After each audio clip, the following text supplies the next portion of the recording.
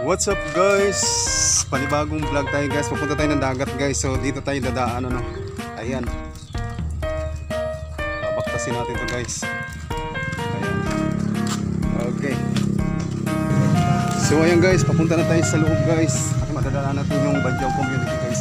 Bahay ng mga Badyaw guys. Ayan pala. Yung bahay ng mga Badyaw. So let's go. So tara na guys.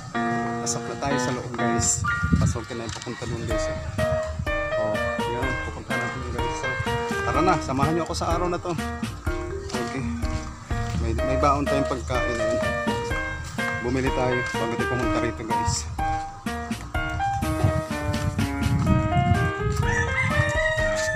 Ayun yung dagat dito.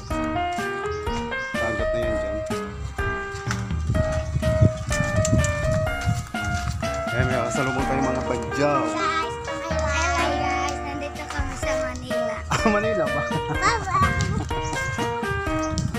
Manila daw guys. So andito tayo ngayon sa Quezon Province guys. Kita nyo naman yung view sa ating nilalakad guys. Ayan, may kasalubong tayong magandang Badyaw na bata. Ay Ineng, magandang umaga Ineng. Pangalan mo Ineng? Ayan, kaway sa ating vlog Ineng. Ayan, thank you. So madadaanan natin dito guys ang mga bahay ng mga Badyaw guys. So ipapakita ko sa inyo guys ha. Malapit na tayo guys. Kaya na may mga music. Ayan. Medyo malapit na tayo. So noon wala pa masyado dito mga bahay. Ngayon marami na mga bahay dito. Mga nagsitayo mga bahay. So ito yung mga bahay ng mga Badyaw guys. Ayan sinasabi ko bahay ng mga Badyaw. Ayan may music guys. Ito yung kanilang music.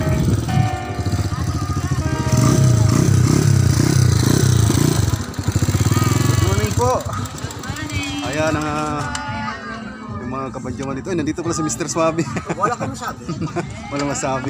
Si Mr. Swabe. Yung aking kapitbahay na Pogi. Ayan. Ayan. Shout out to sa inyo mga ate. Ayan. Thank you po.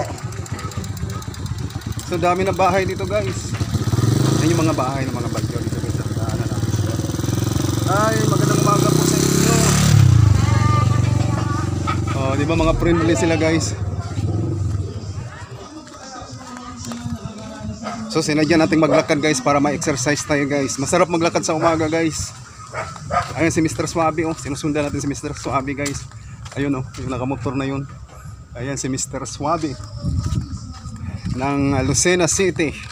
Ang pinakagwapong kapitbahay ko. Hindi totoo si yan. Mr. Swabe. Kasama lang nga rin bahay, Mr. Swabe. Kanong bahay to? Assistant. Ayan si Mr. Swabe guys. So dire-diretso lang tayo guys. Malilim dito pag naglalakad guys. Ayan, may mga puno. Ang ganda dito guys. Yung dagat. Ayun dagat.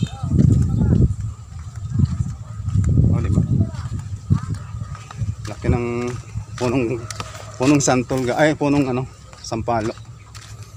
So dire-diretso lang tayo guys sa ating pupuntahan. Ito yung daan papuntang Dulong Buhangin. Okay. So andito lang nga tayo sa tabing dagat guys. Ipapakita ko sa inyo guys. Ayan guys oh. Kaya lang maraming basura guys. Ayan guys, yung dagat dito. Ang presko ng hangin dito guys.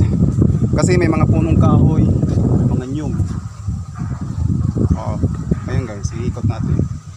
Ayan. So tara na sa dagat.